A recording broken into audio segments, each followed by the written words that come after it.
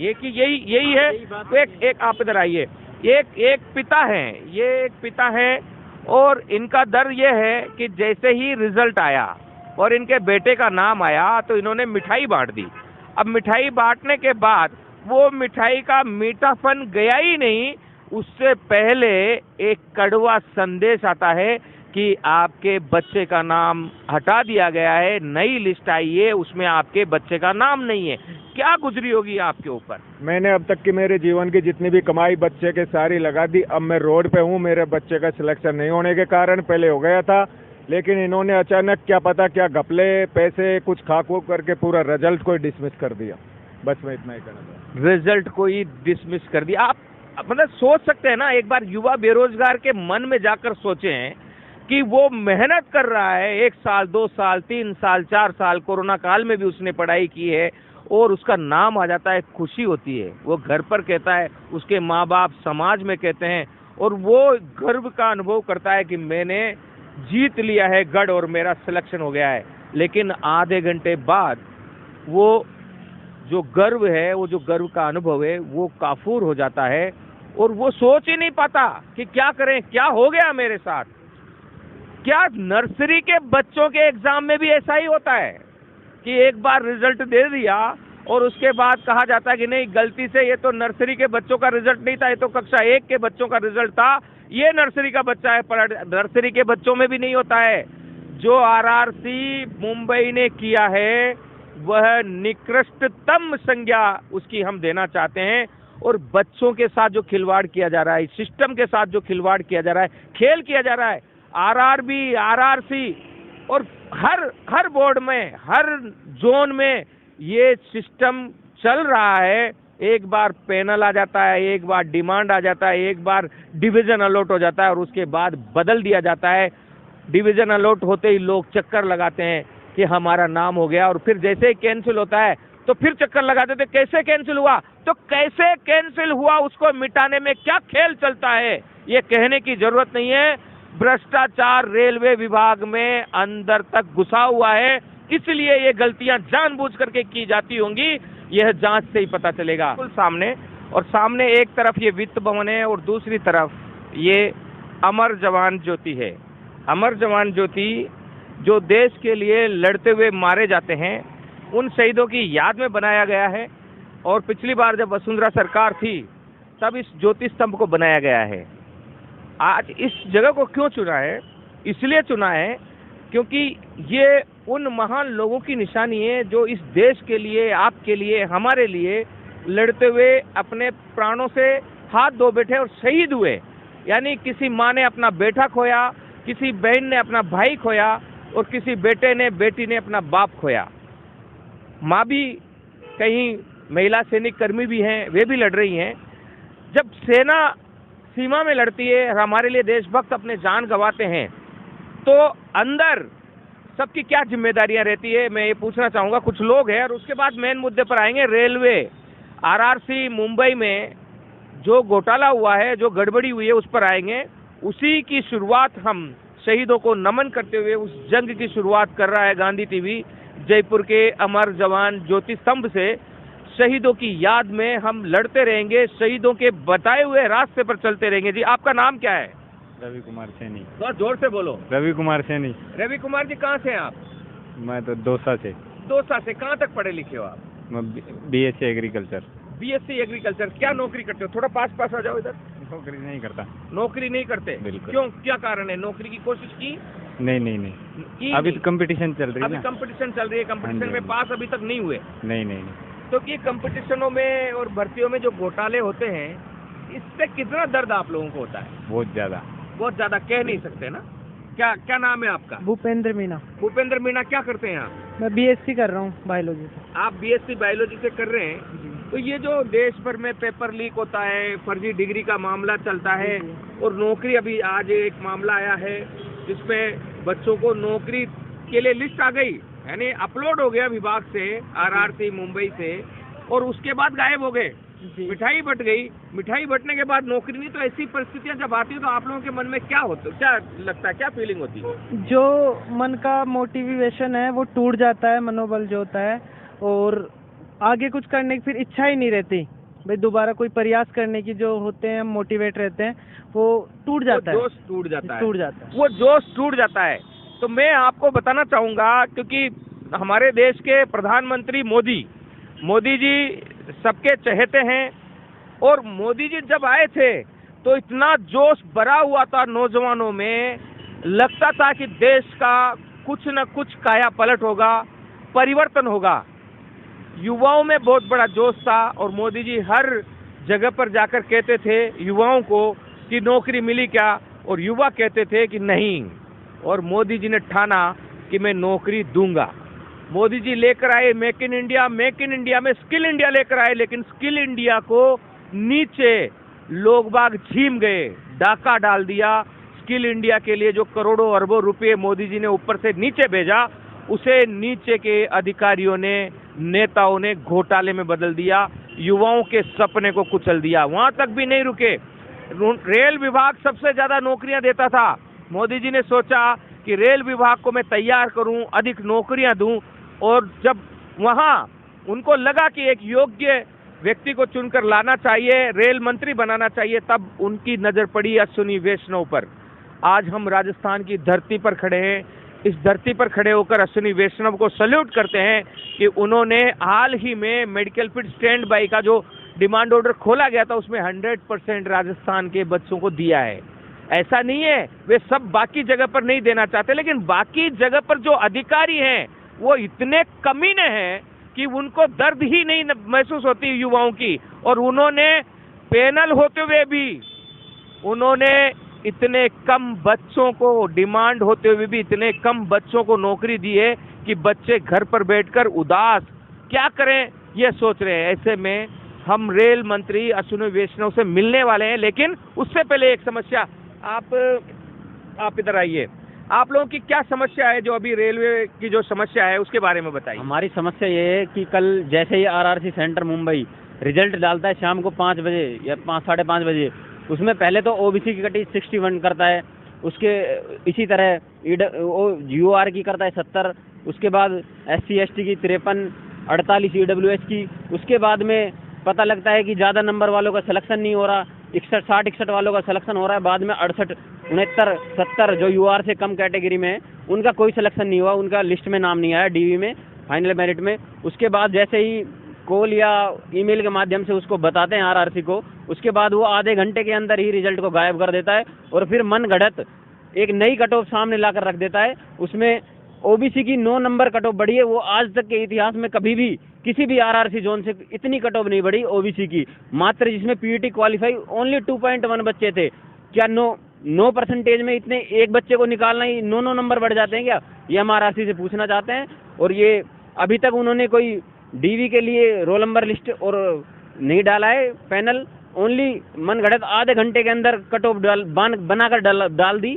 हालांकि जो एक और रांची जोन था उसकी कट ऑफ गई थी, उसने भी 3-4 दिन लगे थे रिवाइज कट ऑफ करने में, परंतु मुंबई ने आधे घंटे के अंदर तुरंत मनगढ़ंत कट ऑफ बनाकर तुरंत डाल दी। और हम आरआरसी से ये कहना चाहते हैं जो हमारे साथ अन्याय हो रहा है उसको अपने संज्ञान में लें। और ये और ध्यान में आ रहा है कि जैसे ओबीसी का कैंडिडेट या ईडब्ल्यूएस या SC ST किसी भी का कैंडिडेट है जो यूआर क्वालिफाई कर रहा है, यूआर की कट ऑफ से ज़्यादा जा रहा है, उसको यूआर कैटेगरी में लेना चाहिए।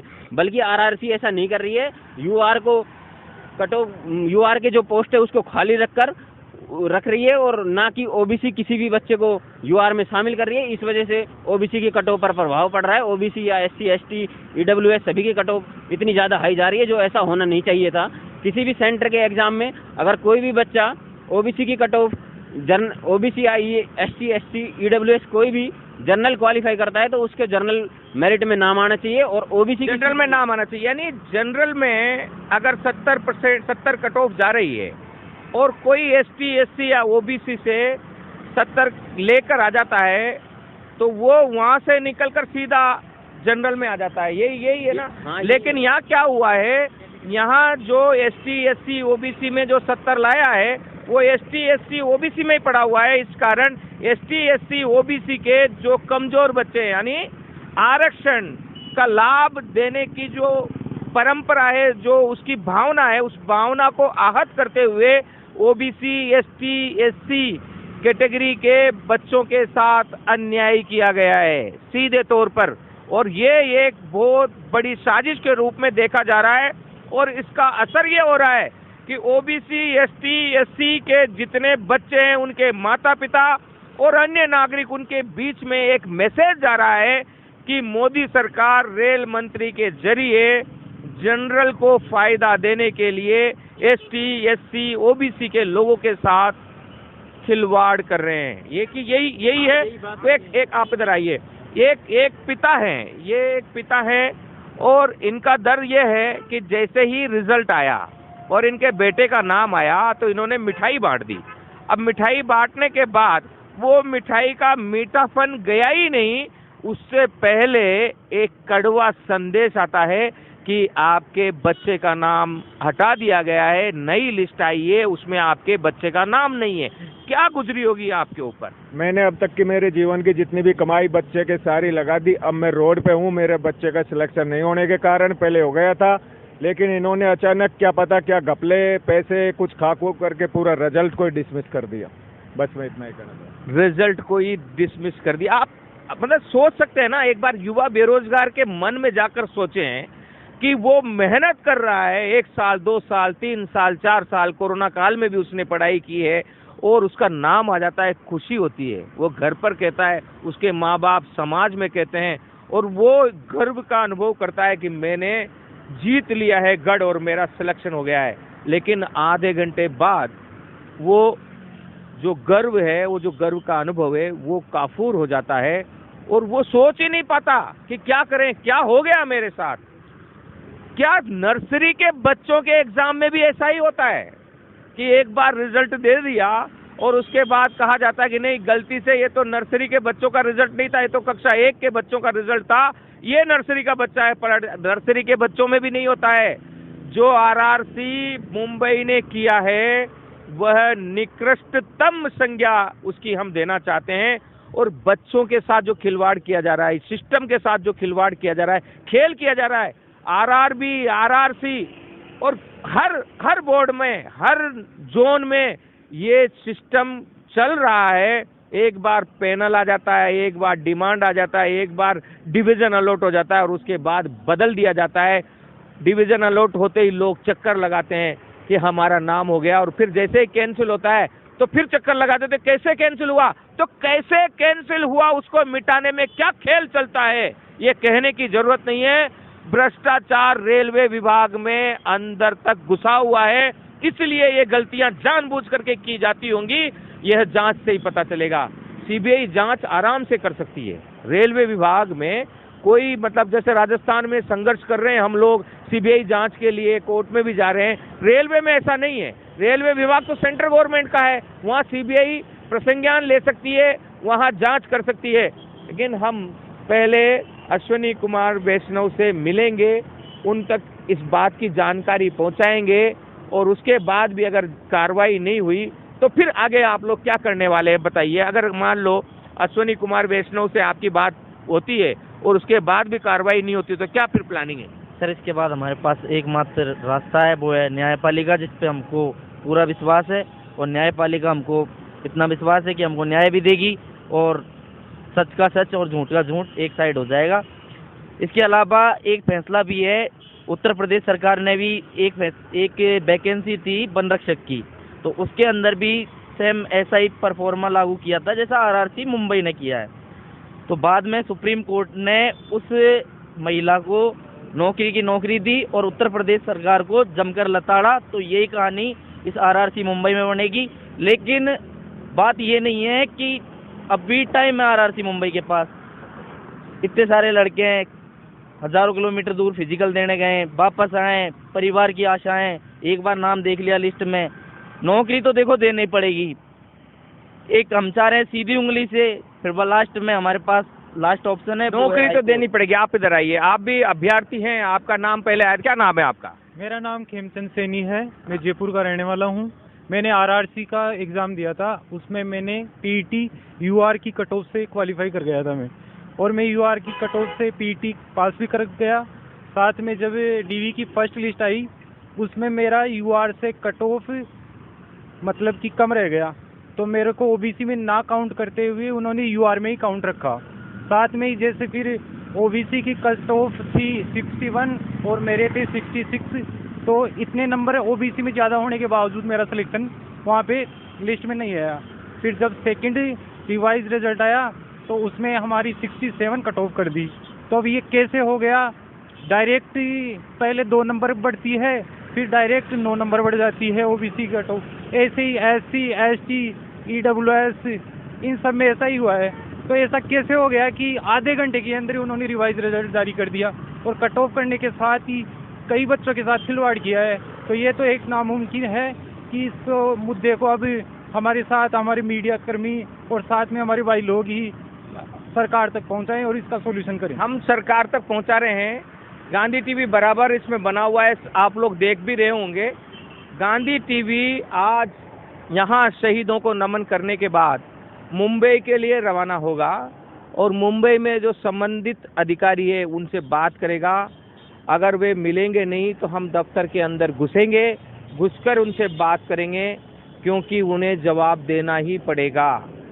क्यों उन्होंने रेलवे विभाग को नर्सरी के एग्जाम पैटर्न पे लाकर डाल दिया है?